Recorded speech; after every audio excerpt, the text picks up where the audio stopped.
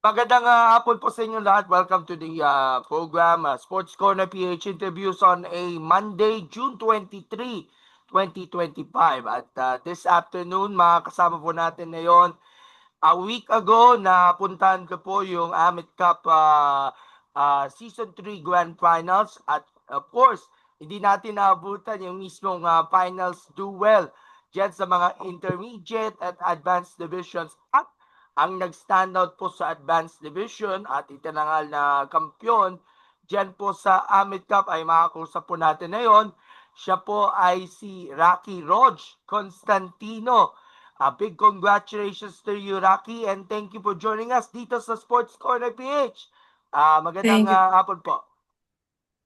Good afternoon din po. Thank you po sa pag-invite sa akin para mag-Zoom meeting.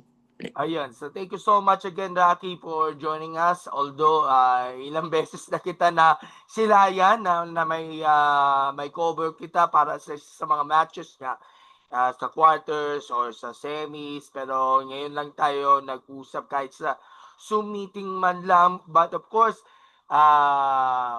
congratulations nga pala muna sa iyo dahil of course na itang-al ka a weekend ago ng Amit Cup Season 3 bilang Grand Champion niya sa Advanced Division. Paano ka na-sink in sa inyong pagkapanalo nga dito sa Amit Cup? This is your first time, no, na mag Grand Champion no, sa isang tournament or nakailang beses ka na? Sa Amit Cup Grand Finals po, first time po na nag-champion. Tapos sa sa season season 2 leg 2 po ata yung nag-champion din po ako. And last leg po ng season 3. Okay, so ikaw yung nag-stand out, not just yung grand finals, but of course the last leg, dyan yata sa may UST, no? Dun sa may Billiards Hall ng malapit sa Yes. UST, no? At of course, Yes. gusto nating ma-introduce kita sa ating mga viewers, getting to know you personally. So, paano ka nag-start na magka-interest nga sa larong bilyar? And of course, alam naman natin, pagdating sa women's billiard, si Bingkay, Rubilin Amit, ang talaga namang inaangaan at iniidoloan ng ating mga Pinoy billiard players.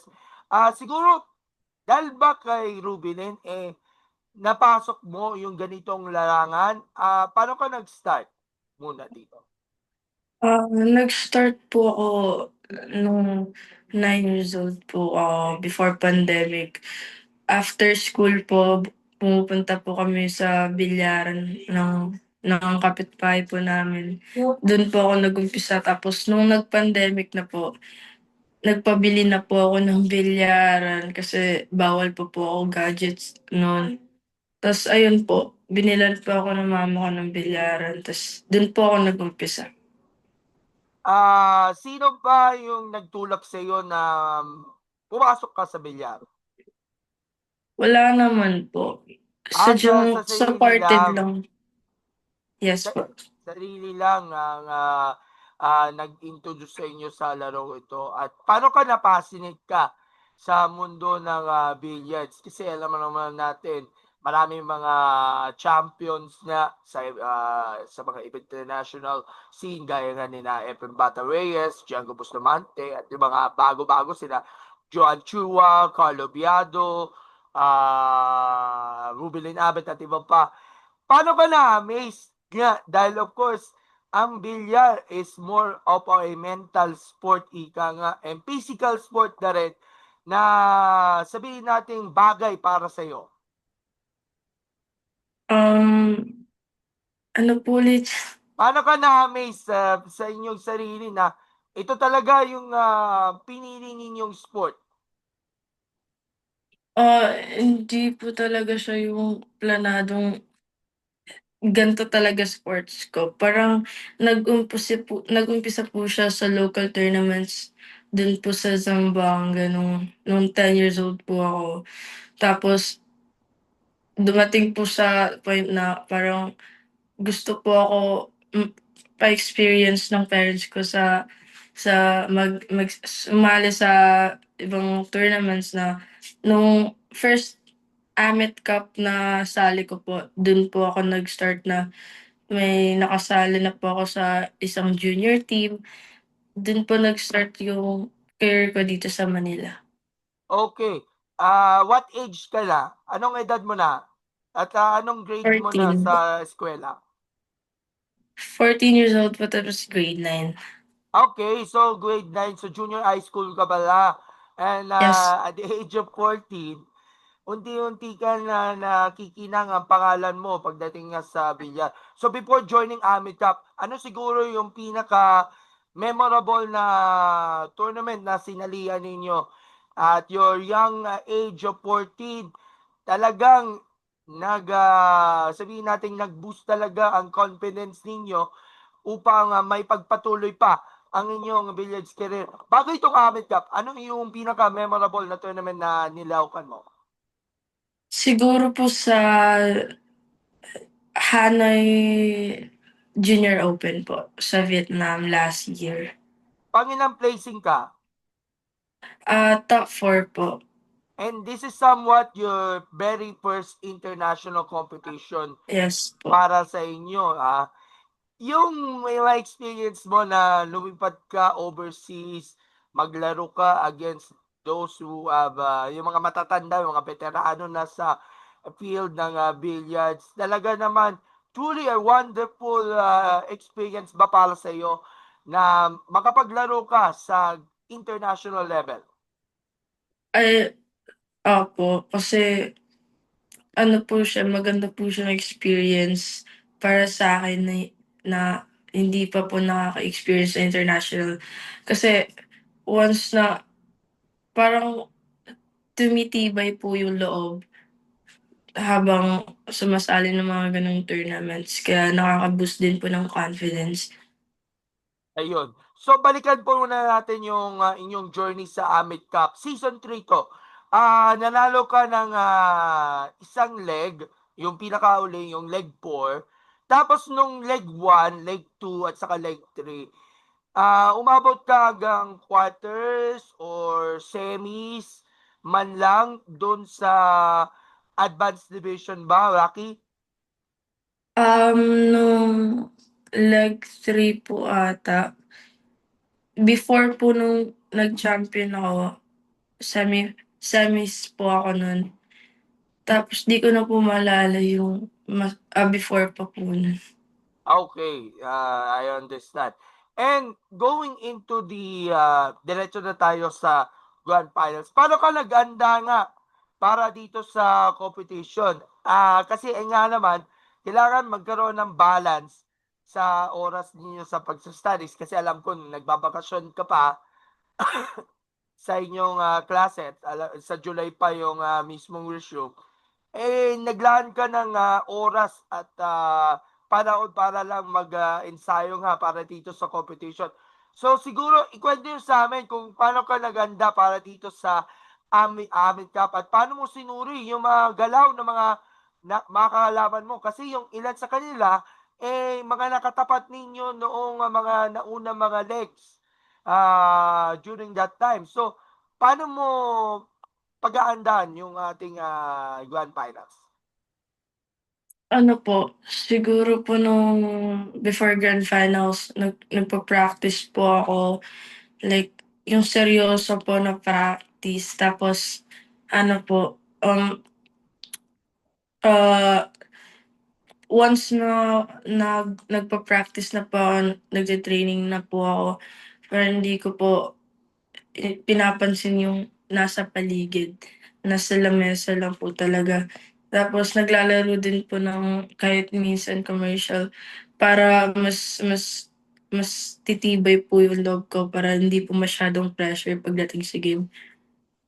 And of course, during the grand finals, ang nakaharap ninyo ay si Ibon Bedeo.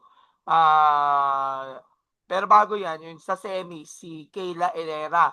So, going into the grand finals, ano ang expectations ninyo para sa inyo na tatalunin natin yung mga mas malalakas na mga kalaban para at least makakuha ka ng titulo and suddenly ikaw nagkampiyon nga dito sa competition. Ano po, wala po talaga, nag-e-enjoy lang sa tournament. Hindi po ako nag-expect ah, na matatalo ko 'yan, gano'n. Magcha-champion ako. Parang naglalaro lang po talaga, enjoying the tournament. Hindi po iniisip yung iba, naka-focus lang po talaga bawat game.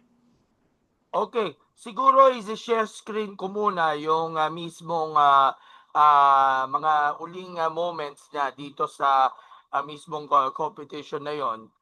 Okay. To, yan yung mismong mga final moments niya nung nakaharap ninyo si Ibon na Bedeo. That was during the grand finals. Ayan, nakikita natin sa FB live video. So, Rocky, paki-describe nyo sa amin kung ano nangyari doon sa grand finals kung saan nanaig ka 11-6 against Bedeo. Ano ba siguro yung mga tactics or skills na na-apply ninyo during this grand finals?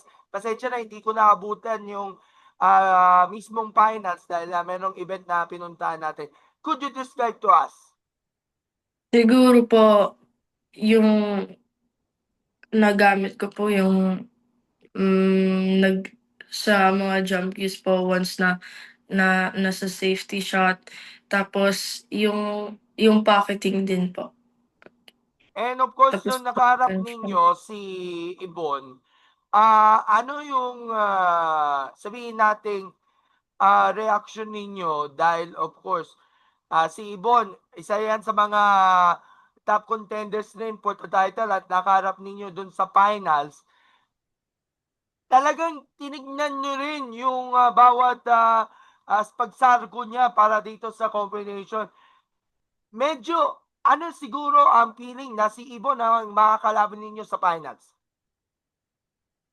Okey lang naman po, same lang po ng feeling na nakalaban ko po yung sila Kyla Herrera, sila Tidada, same lang naman po. Parang kasi pagtingin ko po once na may kalaban ako, parang same lang po talaga. Hindi ko po iniisip na mas magaling 'to, mas mababa 'to. Parang same lang po talaga.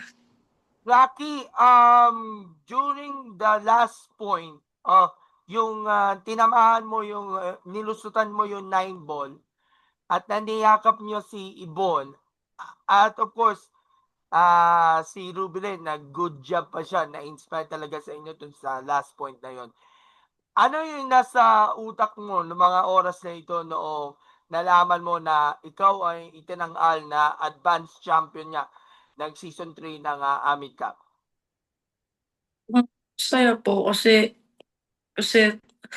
ilang sali na po ako, like since season 1 po na grand finals, sumali na po ako, nakasali na po ako nun, tapos sa season 3 po na grand finals dun lang po nag-champion. Kasi last po nagkatapat po kami ni Ate Queen Legaspi sa season 2 grand finals, tapos natalo niyo po ako, kaya ayun, runner up lang po ako nun.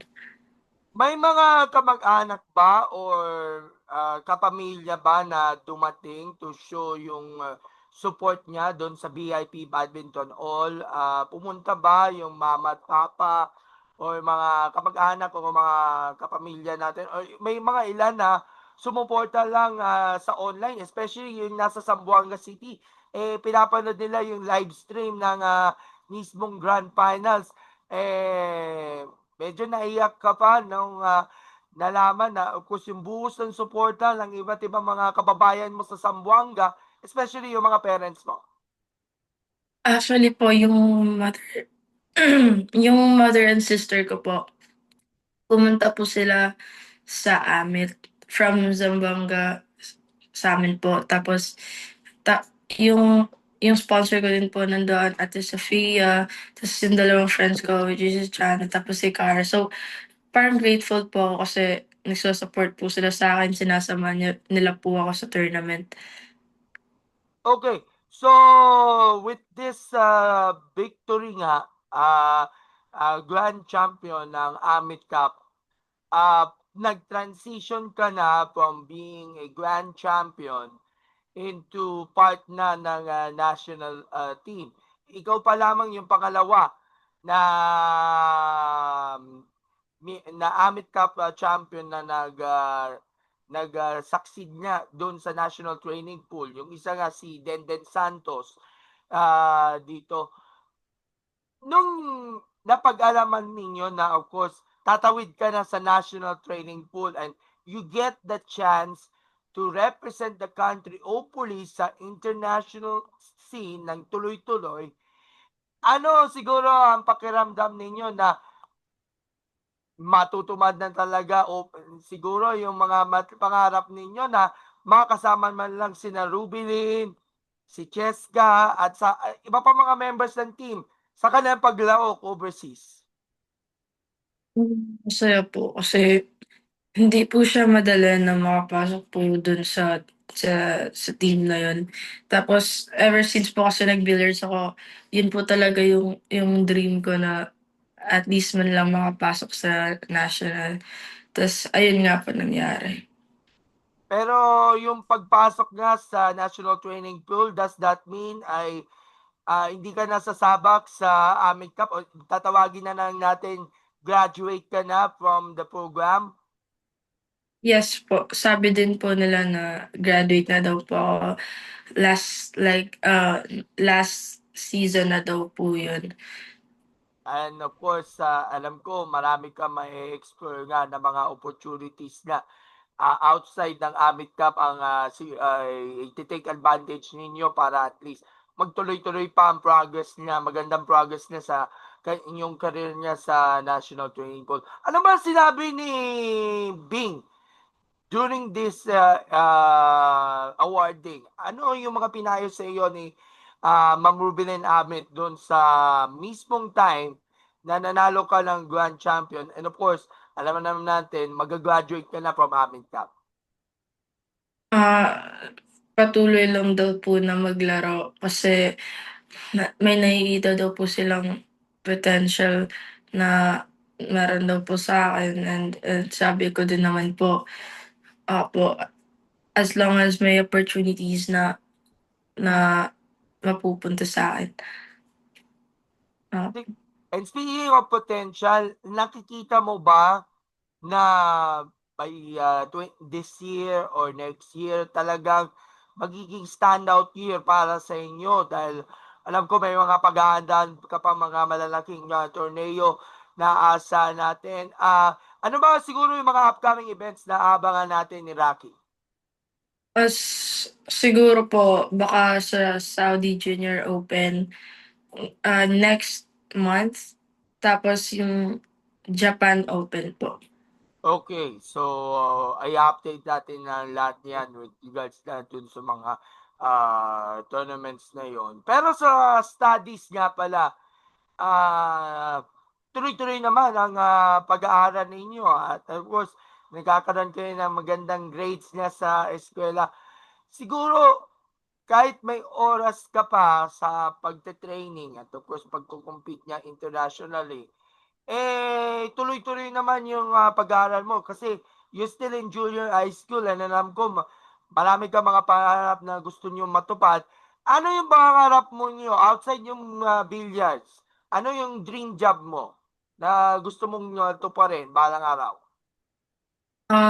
Lawyer po or pilot.